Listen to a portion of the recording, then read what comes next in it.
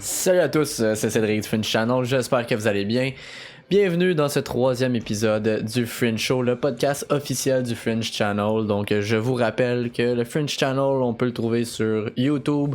Alors c'est une chaîne de review de figurines, de review de sets Lego et d'objets de collection en tout genre, mais principalement les deux premiers. J'ai pas de franchise fixe, mais bien sûr, selon mes intérêts, il va y avoir des penchants pour les Power Rangers, pour Star Wars, pour les licences de super-héros. Alors, si c'est pas sur YouTube, vous pouvez également me trouver sur Instagram, Fringe Channel également. Et pour ceux qui écouteraient ce podcast sur YouTube ou en audio seulement, vous pouvez toujours me trouver sur Twitch. Donc twitch.tv/Fringe_Channel pour écouter le podcast en enregistrement live tous les vendredis. Et à l'occasion, quand je me prends à gamer, je fais des petits streams live. Donc c'est tout nouveau, c'est tout frais pour moi, ça fait pas longtemps que je suis là-dessus. Mais j'ai beaucoup de plaisir. Puis je veux juste voir dans le fond où ça va aller. Alors, le Fringe Channel, le 4 octobre 2019. 4 octobre, qu'est-ce qui s'est passé dans l'histoire le 4 octobre? En 1957, on a eu Sputnik 1 qui est devenu le premier satellite artificiel à tourner en orbite autour de la Terre. En 1997, il y a eu le deuxième plus gros vol à main armée aux États-Unis, en Caroline du Nord, où plusieurs millions ont été volés. Ensuite, en 2006, on a eu le lancement de WikiLeaks, donc plusieurs choses qui se sont passées un 4 octobre. Dans les anniversaires, on va souhaiter bonne fête à Susan Sarandon, actrice américaine, Christoph Waltz, acteur autrichien, Liev Schreiber, acteur américain. On a Mélanie Ménard, une actrice québécoise qui est née en 1972, et Alicia Silverstone, une actrice américaine. Donc, joyeux anniversaire à tous et à toutes. Côté décès, j'en ai pas noté beaucoup qui pourraient nous interpeller, mais en 1970, il y a Janis Joplin qui est décédée, alors paix à son âme. Aujourd'hui, selon Wikipédia, c'est la journée mondiale des animaux et c'est également le premier jour de la semaine mondiale de l'espace qui se tient chaque année du 4 au 10 octobre. Alors, si ça vous intéresse, allez googler ça. Le Fringe Show, c'est un podcast, pour ceux qui le découvriraient pour la première fois, où on parle de l'actualité du cinéma et des jouets, des Lego, des sets de collection. Donc, sans plus tarder, on va y aller avec ça. Ce que j'essaie toujours de faire, c'est d'être un peu descriptif. Donc, pour ceux qui n'écouteraient que l'audio, au moins, même si vous ne voyez pas l'image, c'est pas trop lourd, je l'espère. Sinon, vous avez juste à aller voir la vidéo sur YouTube s'il y a des visuels que vous voulez voir. Donc, on vient ici. Alors, n'inquiétez-vous pas, il y a beaucoup d'onglets, mais on va pas aller en profondeur dans chaque nouvelle, là, c'est juste des sujets que j'aimerais aborder. Alors, premièrement, Disney qui veut essayer d'avoir 13 nominations aux Oscars pour Avengers Endgame. Après être devenu le film le plus rentable de l'histoire, Disney espère maintenant qu'Avengers Endgame soit nommé dans 13 catégories différentes aux Oscars, dont la catégorie du meilleur film de l'année. Donc j'ai quand même bien hâte de voir. Les films de super-héros sont de plus en plus souvent aux Oscars, même si je trouve que les prix remis comme ça, autant je m'y intéressais énormément quand j'étais un peu plus jeune, c'est des cérémonies qui sont pour moi de moins en moins importantes, qui veulent de moins en moins dire quelque chose. Donc un groupe de gens qui se tapent dans le dos, qui se félicitent entre eux autres. Mais bon, c'est toujours quand même bon de voir l'évolution de ça. Pas de nomination pour des acteurs ou actrices. Alors, des gens qui sont surpris pour Robert Downey. Alors, à suivre, je pense personnellement que Infinity War aurait dû être aux Oscars plus qu'Endgame, mais ça, c'est très subjectif. Alors, à suivre sur ce dossier. Une nouvelle ici que j'ai sur Geek Tyrant. Donc, Marvel, la saga de l'Infinity, donc The Infinity Saga. Une boîte de collection des 23 films qui est présentement disponible en précommande sur le site de Best Buy. Donc une exclusivité Best Buy, vous voyez un petit peu de quoi ça a l'air ici, donc ça fait une frise. On a tous les films jusqu'à Spider-Man Far From Home, donc un coffret qu'on savait tous qui allait finir par sortir éventuellement. La nouvelle qui fesse, c'est présentement disponible pour 549,99$ américains. Rien de moins. Donc, faut avoir de l'argent. C'est certain que c'est un beau set. genre de set qui pourrait m'intéresser si c'était pas du prix. Par contre, je suis allé voir sur le site de Best Buy Canada. C'était pas disponible, c'était vraiment juste disponible. Je l'ai ici sur le site de bestbuy.com et non .ca. Je sais pas, on va sûrement finir par l'avoir sur le site canadien. Mais je dis ça, là, peut-être que je parle trop vite. Mais ça vous donne une idée. Puis c'est tellement drôle, c'est la première fois, je pense, que je vois un montant mensuel suggéré en financement 12 mois pour payer des films. Fait que si vous voulez payer 23 films du MCU, ben vous pouvez le payer en 12 mois à 45,84 par mois. Si jamais. Alors, c'est ça pour le collector du MCU. Ensuite, ici, je vais passer vraiment rapidement. Là. Une femme pour jouer Gandalf dans la série qu'il va y avoir du Seigneur des Anneaux. Je mentionne souvent mon opinion là-dessus. Je suis un peu tanné. Si ça se faisait une fois, deux fois, en tout cas, il y aurait quand même des gens qui chialeraient, mais je pourrais comprendre. Mais là, tous les personnages sont changés ou des gens veulent les changer. De sexe, on a ici Ghost Rider qu'on dit que peut-être l'actrice Bella Thorne pourrait jouer. Encore là, si elle le joue, exemple, dans Doctor Strange Multiverse of Madness, qui va sortir dans la prochaine phase du MCU, j'ai pas de problème à ce que ce soit un Ghost Rider d'un univers parallèle, mais si c'est censé être notre univers, je l'ai dit dans le dernier podcast, alors je passerai pas trop de temps là-dessus, mais je l'aurais dit, créer des nouveaux foutus personnages, arrêter de vouloir changer tous les personnages déjà existants. Moi, ce qui me fâche là-dedans, c'est pas tant le fait qu'on le change, mais c'est le fait qu'on veut pas prendre le risque d'en créer un nouveau fort, donc un personnage féminin puissant sur d'un point de vue force physique, ses pouvoirs, mais aussi d'un point de vue force dans la société, son impact sur le féminisme, mais sans prendre ce risque-là, on veut quand même banquer sur des personnages qu'on sait qui sont rentables. Alors, on prend des personnages qu'on sait que les gens vont dépenser pour aller le voir et on les change plutôt que d'essayer de faire quelque chose de nouveau. Donc, je trouve que c'est, selon moi, un peu hypocrite, surtout que c'est comme on dirait tous les personnages vont être changés, là. Même dans des séries pas connues comme Artemis Fall, qui est une série de livres que j'ai lu quand j'étais ado, le commandant de police a été changé par une femme. Ce que je trouve complètement ridicule parce que dans le scénario, un des personnages, c'est une femme officière, donc de police, si vous voulez, du monde des fées. Et c'est justement un enjeu, ça rendait son personnage intéressant parce que c'est la première femme qui est une officier dans ce groupe de police-là. Alors, ça fait souvent des confrontations, puis elle réussit à bien se défendre. Alors, un personnage féministe avec des valeurs fortes, il y en avait déjà un dans la série originale, dans la série de romans. Puis là, je trouve qu'en mettant le commandant de police aussi une femme, tu viens d'enlever tout l'impact que l'autre personnage dont je vous ai parlé avait. Fait que je trouve ça fâchant, c'est des gestes de cons qui sont posés dans plein de franchises, tout ça pour du politically correct, mais c'est mal appliqué et c'est trop appliqué. C'est mon opinion. Donc, une femme pour Gandalf, c'est pas mal ça. C'est juste des oui-dire, là, des choses qui sont présumées, il n'y a rien d'officiel. Vous l'avez sûrement vu passer cette semaine. Netflix confirme une 4e saison pour Stranger Things. Alors, je suis bien content. J'écoute ça avec ma blonde. Puis si vous écoutez ça aussi, ben, tant mieux. Vous allez avoir une 4e saison. J'espère que ça va être un petit peu différent par contre. Un peu comme John Wick aussi. J'ai aimé le 3, mais c'était borderline identique à ce qu'on a déjà vu. Donc, il faudrait qu'il se renouvelle un peu pour le 4e. Même chose pour Stranger Things. On n'a pas encore de détails sur le scénario, ce qui va se passer. Star Wars a relâché des images, ou une image en fait, d'un nouveau personnage. Donc, il s'appelle, ou elle s'appelle, mais Babu Frick. Alors, c'est un droid Smith, donc, je sais pas comment le dire, mais quelqu'un qui travaille sur les droïdes en fait. Je sais pas s'il les répare, s'il les crée. Un petit personnage CGI qui a de l'air intéressant.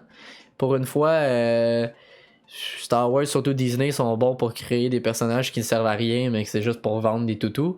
Celui-là, il semble avoir quand même, en plus d'un look intéressant, s'il peut manipuler puis jouer sur des droïdes, ben c'est déjà beaucoup plus... ça pique déjà plus ma curiosité qu'un personnage CGI créé simplement pour vendre des jouets. ou pour attirer une plus grande foule. Donc à suivre, mais voici encore une fois les images.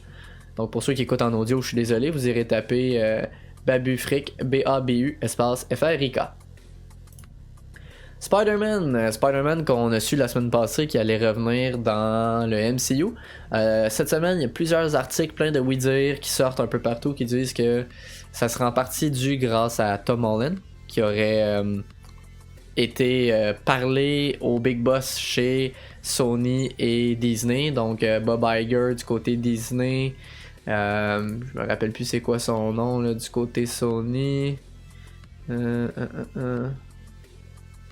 Bon, il me semble que c'était Tom Rotman ou quelque chose comme ça. Bref, je le vois pas, mais Tom Holland aurait eu un gros impact sur la négociation du deal entre Disney et Sony. Alors, si c'est le cas, chapeau à lui. C'est cool de voir quelqu'un non seulement qui pense aux gens qui voulaient le voir rester dans le MCU, mais comme je pense les frères Wolf de la chaîne de Wolf Den ont dit, non seulement c'est cool pour le personnage de Spider-Man de passer du temps avec d'autres gros personnages de l'univers de Marvel, mais c'est aussi cool pour Tom Holland de passer du temps avec ces acteurs-là. Alors, très cool. Merci Tom Holland. On va fermer cette page-là qui semble vouloir tout faire bugger. Ah, le Joker que je m'en vais voir demain, comme j'avais dit la semaine passée. Je respecte ma parole. Par contre, je ne pourrais pas vous en parler aujourd'hui, donc c'est sûr que je vous en parle la semaine prochaine au podcast. Mais il a battu un record pour un jeudi soir dans le box-office domestique. Alors, c'était tenu par Venom l'année dernière, qui avait fait 10 millions de dollars à son ouverture le jeudi soir en octobre. Et parce que ouais, je l'ai peut-être mal dit, mais je me reprends, qui a battu un record d'une ouverture un jeudi soir d'octobre. Donc c'est très précis, mais le monde du cinéma, Dieu sait que à chaque moment dans l'année a ses trucs spécifiques. Et cette année, Joker vient de faire ce jeudi-ci 13,3 millions domestiques, alors qu'à l'international, ce jeudi soir-là a fait 24,6 millions sur 47 marchés différents. Les deux premiers étant la Russie à 1,8 millions et l'Australie à 1,5. Alors félicitations au Joker, ça a l'air que c'est très bon, ça a l'air que Joaquin Phoenix est excellent, il vole l'écran, il devrait être nommé aux Oscars, donc j'ai vraiment hâte de voir ça. Je m'en vais voir ça demain. Donc c'est cool de savoir que c'est positif et que ça bat des records pour un film. J'espère pouvoir dire la même chose la semaine prochaine. Mais pour un film que tout le monde bâchait puis que tout le monde disait ah voyons donc un origin story du Joker, on n'en veut pas. C'est ça qui est le fun du Joker, c'est qu'il n'y a pas d'histoire d'origine, c'est le mystère en arrière d'un psychopathe puis qu'il n'y a pas vraiment de raison. Moi depuis le début j'ai le goût de voir ça. Depuis que je sais que ça allait être un drame psychologique, depuis que je sais que c'est Joaquin Phoenix, c'est un excellent acteur puis il est connu pour être picky dans ses choix de scénario, faut qu'il voit quelque chose d'intéressant dans un scénario. Alors je suis content de voir que selon les critiques, je ne me suis pas trompé. On va baisser un peu le volume, désolé là, encore je m'habitue avec ça. Ensuite, on arrive ici, un film que je possède, un film d'animation de l'univers de DC, donc la Justice League Dark, qui était très bon. Et il va y avoir une suite. On n'a pas d'informations sur le scénario ou quoi que ce soit, mais on sait que Matt Ryan va reprendre son rôle de Constantine pour le voice, pour la voix. Et qu'est-ce qu'on sait d'autre? Ben, c'est prévu pour 2020. Donc ça va, selon ce que j'ai ici, c'est sur Newsarama. Ça dit que la suite va s'appeler Apocalypse. Donc bien hâte de voir ça. J'aime beaucoup l'univers magique et l'univers dark de DC. J'avais aimé le premier film, donc très curieux de voir le deuxième. D'ailleurs, il y a aussi Superman Red Son qui va être adapté. Donc très intéressant, j'ai hâte de voir ça. Ok, ensuite, pour ceux qui ne le savent pas ou pour ceux qui auraient oublié ou qui ne se rappellent pas des dates, je vous rappelle qu'on est présentement dans le Triple First Friday. Donc, à chaque année, il y a toujours le First Friday où il y a des rabais, des spéciaux, des nouveautés dans le monde des jouets Star Wars. Pas juste Lego, mais Star Wars en général. Et là, ça dure toute la fin de semaine. Donc, s'il y a des choses avec Lego, exemple des sets Lego que vous vouliez acheter, c'est peut-être le temps. Je vais vous montrer vite, mais il y a certains sets qui sont en spécial. sur Amazon et sur le site de Lego principalement. Sur le site de Lego, si vous commandez directement avec eux, vous avez toujours des VIP points, des points VIP qui sont accumulés quand vous faites des achats en ligne sur leur site. Et pendant le Triple First Friday, vos points sont multipliés par 2, donc ça peut valoir la peine aussi. Alors on va regarder ça, il y a des vieux sets aussi qui, ça je l'ai dit, qui sont en spécial. Puis il y a des nouveaux sets qui étaient lancés sur le marché aujourd'hui, donc on va regarder. Alors 8 nouveaux sets. On a ici un cadeau avec achat, c'est un micro-build de la bataille d'Andorre. Alors, gratuit avec les achats de 75$ ou plus. Alors, un petit micro-build avec la plaquette 20e anniversaire, c'est-à-dire, ça peut être cool. Ensuite, on a, j'en ai parlé la semaine passée, donc on a le Millennium Falcon 75-257. Ça ici, c'est les prix américains. Je vais juste venir... Je vais juste venir ici rapidement là, pour qu'on ait les prix en canadien. Si vous voulez les prix en euros, je vous invite à aller voir sur le site Lego France. On va venir ici. Donc, c'est ça. Ok. Fait que 179$ canadiens. Donc, bref, ça donne une idée. Alors, le Millennium Falcon, c'est soit pour les collectionneurs hardcore qui veulent tous les sets ou pour ceux qui n'ont pas eu l'occasion de se procurer un Millennium Falcon par le passé. Par contre, on va faire des liens, mais j'en profite pour vous montrer que si vous en voulez un en spécial, le Millennium Falcon de Solo, qui était blanc et qui avait le petit pod Escape Pod dans le centre, est en spécial, donc je pense qu'il est en bas complètement sur le site de Lego. J'aime pas trop comment leur site charge, mais on va y arriver. Et voilà. Donc, il y a quand même une bonne différence. Out of stock. Moi, j'avais pas vu. Mais bon, 159,99 au lieu de 199. Si on continue, le Kylo Ren, la navette de Kylo Ren, celui-là, je trouve ça dommage de pas avoir le budget parce que j'aurais envie de me l'acheter. Premièrement, les couleurs sont très belles, noir et rouge, un beau contraste, beaucoup plus représentatif de ce qu'on a vu dans le film que le premier set qu'il avait fait là, dans le temps de Force Awakens. Puis là, les ailes ils peuvent être obliques comme dans le film, chose que l'autre set, je me rappelle bien, faisait pas. Alors super beau celui-là. Ici, on a le set de Yoda dont j'ai parlé. Je suis encore pas sûr. Des fois je l'aime, des fois je l'aime pas. Mais le voici, 1771 pièces. Versus la navette de Kylo Ren, il y en avait 1005. Pas 1500, mais 1005. Donc ça vous donne une idée. On a une chase en Spazana Speeder. Donc voici, c'est un petit set de 373 pièces. Je pense que c'est un peu plus pour la jouabilité. Celui-là, personnellement, m'intéresse un peu moins. Lui ici, on a déjà eu des Y-Wing par le passé. Ici, on a celui de la Résistance. Alors, il a de l'air très cool. 578 pièces. Il est... J'avais pas ça déjà d'ouvert. Ah, ici. Il est 89,99 canadiens. Donc, ça vous donne une idée. Celui que je risque fort probablement de me procurer, le plus abordable pour mon budget actuellement, qui a de l'air quand même cool, encore une fois, des A-Wing, on en a déjà vu. Celui-là, c'est celui-là de la Résistance. J'espère vraiment que Ascension, c'est comment? Rise of Skywalker? Ouais, Rise of Skywalker, j'ai oublié le titre de l'épisode 9. J'espère vraiment qu'il ne me décevra pas comme la Jedi, mais j'aime vraiment le petit vaisseau. Tu sais, j'ai quand même deux petits vaisseaux Star Wars. Là. J'ai un vaisseau qui vient de l'émission, je pense, d'animation, là, que j'ai jamais regardé. Et j'ai le petit set de Hot, fait que ça pourrait se rajouter à côté, ça pourrait être bien. Voilà, je me suis baissé le son pour moi-même. Ensuite ici c'est la petite scène dans le Death Star là, avec Obi-Wan. Donc une petite reprise de scène. Alors encore une fois un peu plus pour la jouabilité. Moi qui collectionne un peu plus pour présenter sur vitrine ou bibliothèque, tablette, m'intéresse un peu moins. Mais ça peut être cool. Il y a l'air d'avoir des petites pièces fluo qui peuvent être intéressantes aussi.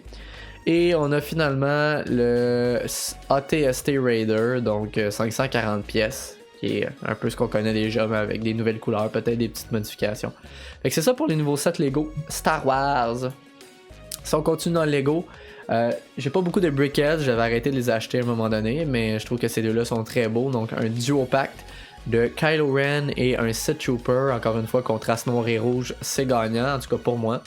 Donc, ceux qui collectionnent les Brickheads, ça pourrait peut-être vous intéresser. Très beau. Donc ça, bon, j'ai fait le tour un peu. Vous voyez, double VIP points, ça, fait qu'on va pas trop s'attarder. Si vous allez dans un Lego Store, vous pouvez construire un micro-build de Luke Skywalker, sa timeline. Je trouve ça quand même cool. On le voit de l'épisode 4 à quand il est rendu vieux là, dans l'épisode 7 et 8. Donc très cool. Les spéciaux, ben tu sais, je vous invite vraiment à aller voir sur le site si vous voulez voir c'est quoi les prix puis qu'est-ce qui est pas en rupture de stock. Mais il y en a quelques-uns, mais si on vient en haut, si on va dans ceux qui ont moins de chances d'être en rupture de stock, on a le château de Darth Vader, 119 canadiens au lieu de 149. BB-8, il y a quand même une bonne différence là, à 77,99 au lieu de 129. Un Starfighter, un 20$ de rabais. Un TIE Fighter, quasiment 20$ de rabais aussi. Qu'est-ce qu'on a d'autre? Le Porg. Ah, c'est Porg, je me rappelais pas du nom tantôt, mais les Porg, là, quelle invention de merde. Là. Je sais que ça a bien pogné, là, puis il y a bien du monde qui les trouve cute, là, mais moi je les déteste.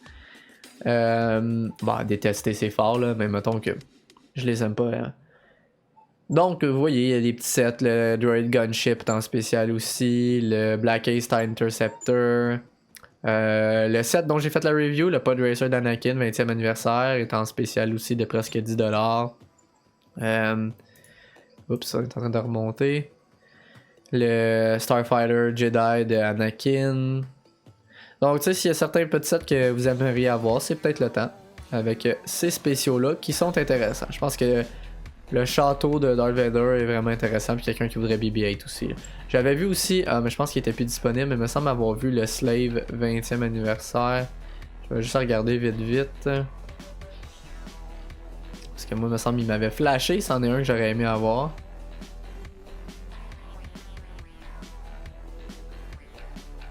J'ai peut-être halluciné. Ok. Ensuite, dans les news Lego, très rapidement, moi qui aime les Speed Champions, c'est vraiment de valeur que ce soit pas mes vidéos les plus populaires sur YouTube, mais j'adore la série French Speed Champions. Malheureusement, j'en ai pas assez, j'en ai juste 2. Ouais, juste 2, c'est un peu ironique quand même. J'aimerais ça aller me procurer la Porsche la plus récente. Mais on a un nouveau partenariat avec une marque de voiture, cette fois-ci c'est Jaguar. Alors, dans le fond, c'est le 76 898 Jaguar Formula I, qui est très belle. Et on a le I-Pace Cover, qui semble correct, là. En tout cas, sur la photo, il m'attire moins. Mais celui de la Formule E, je trouve ça bien intéressant. Alors, c'est ça pour Speed Champions. Ensuite, ici, on n'a aucune information sur le set, mais il y a une collaboration qui s'en vient, entre Lego et l'émission Top Gear de la BBC. J'ai hâte de voir ça va être quoi, mais c'est bon à savoir pour les fans d'automobile que ceci s'en vient. Brickvolt, qui est la chaîne YouTube et la petite compagnie qui s'occupe de faire créer des sets par des designers, donc des sets custom de plein de choses. Alors voici le plus récent. Ce sont les Starfighter comme le vert là, que je vous ai dit que je voulais, là, mais eux ils en ont fait un custom, c'est un peu différent. Il y en a 3, on peut choisir celui qu'on veut. Je trouve ça cool, j'ai pas l'argent pour ça présentement, mais j'aurais aimé ça pouvoir comparer le custom avec le nouveau officiel de Lego. Je sais pas s'ils étaient au courant, mais s'ils l'étaient pas, c'est quand même une drôle de coïncidence.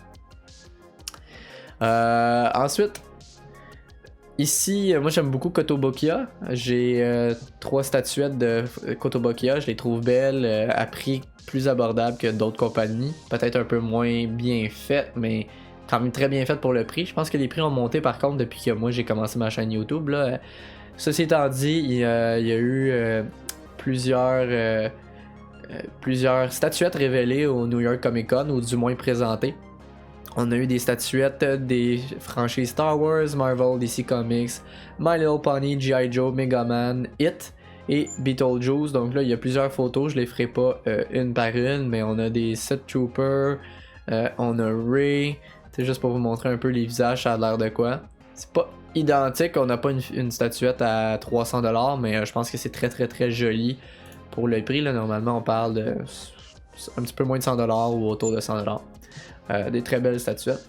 Ma préférée reste celle que j'ai de Hulk. C'est quoi, IG-88 si je me trompe pas sur les chiffres là, mais bref, on l'a ici. On a ici personnage de Mandalorian. Je pense pas que c'est Boba Fett là, me semble le casque ça a vraiment l'air de venir de la série qui va être sur Disney+. On a un Luke Skywalker dans son suit de pilote, on a Nightwing. Lui je le trouve hot. Batman Who Laughs, donc la version diabolique de Batman d'un autre univers là, depuis Dark Knight, un événement dans le monde des comic books qui a commencé l'année dernière. Donc c'est un Batman qui est mêlé un peu à la personnalité du Joker. Il est très dangereux, très puissant. Alors la statuette elle est très cool. Celui-là, je vais le garder en tête. Là. Si j'avais à me reprocurer une Kotobukiya prochainement, mettons qu'il serait dans mon top 3. Faudrait que je retourne voir sur leur site là, mais She-Hulk, Iron Man, Captain America. Oh! Bon, vous savez que j'adore Hulk. Très très belle de Hulk. J'aimerais ça l'avoir, 204$ américains. C'est sûr que je l'achèterai pas prochainement. Donc c'est ça. Alors c'est ça pour Kotobukiya. Ensuite ici, Wendy's. Oui, Wendy's, le fast-food américain, a créé un jeu de table RPG. Alors vous pouvez aller sur le site web. Donc c'est un jeu qui s'appelle Feast of Legends. Je lirai pas tout ça ici. Dans le fond, ils font juste expliquer un petit peu le fonctionnement du jeu, c'est quand même drôle, mais on a quand même des belles images. Je trouve ça spécial qu'une chaîne de restauration rapide ait décidé de créer un jeu. Vous pouvez aller sur leur site Feast, F-E-A-S-T, of Legends, avec un S, donc tout collé, .com, pour aller télécharger les instructions PDF. Si vous avez envie de jouer, il y a même une petite vidéo YouTube là, qui vous l'explique. Alors, ça peut être quelque chose qui pourrait intéresser les joueurs de jeux de table. Donc, je vous dis ça comme ça, des fois que, d'un coup que. Et puis, dernièrement, tu sais, je dis que je fais des reviews de figurines. Ça peut effectivement être de n'importe quelle franchise. Mais dans les prochains mois, il va y avoir beaucoup de contenu Power Rangers parce que Hasbro est en train de sortir en force des waves de figurines. J'en ai qu'une pour l'instant, j'ai fait ma review déjà que je vous invite à aller voir sur ma chaîne YouTube du Black Ranger avec le Dragon Shield. C'est le genre de trucs qu'il faut les acheter quand on en veut, quand ils sont là, parce qu'après ça c'est dur à trouver ou ça coûte cher. Mais les deux que j'ai en tête, ça tombe bien, c'est les deux qui sont là. Donc un duo pack qui est disponible seulement sur les sites, les détaillants sur le web. Alors le Psycho Red Ranger de la saison In Space avec le Power Ranger rouge de Lost Galaxy. Je trouve ça intéressant en plus parce que je suis en train de reterminer la saison Lost Galaxy et pendant un épisode, les Psycho Rangers de la saison d'avant, donc de In Space, sont amenés pour essayer de vaincre les nouveaux Power Rangers. Alors très cool, celle-là c'est sûr que je la veux. Et bien sûr, le Lost Galaxy Magna Defender, encore une fois je suis en train de l'écouter. J'ai toujours trouvé son saut de cool. J'en ai une figurine que mon ami d'enfance m'avait donnée. Celle-là, elle a l'air très belle. Donc, c'est sûr que j'aurai pas toute la collection. Premièrement, j'ai pas le budget. Deuxièmement, les saisons que j'ai pas écoutées, étant donné que je dois trancher de toute façon, ça m'intéresse moins. Comme Beast Morphers, qui est la saison actuelle. Comme je l'écoute pas, ça me dérange moins de pas l'acheter. Mais c'est sûr que je vais essayer d'en avoir le plus possible. Des fois, ce qui est dur, c'est les exclusivités. Comme là, la semaine passée, je pouvais commander le Green Ranger avec un des méchants des Mighty Morphin, les Polly. Puis là, je le trouve déjà plus nulle part. Fait que déjà là, j'en ai peut-être perdu un, il va falloir que je fouille. Je vais essayer. eBay Games, ils ont une exclusivité avec Goldar, avec le même Psycho Ranger, mais le bleu. Donc, je vais essayer de monter ma collection. Donc, vous allez probablement voir ça, du moins un des deux, sur le Fringe Channel prochainement en review.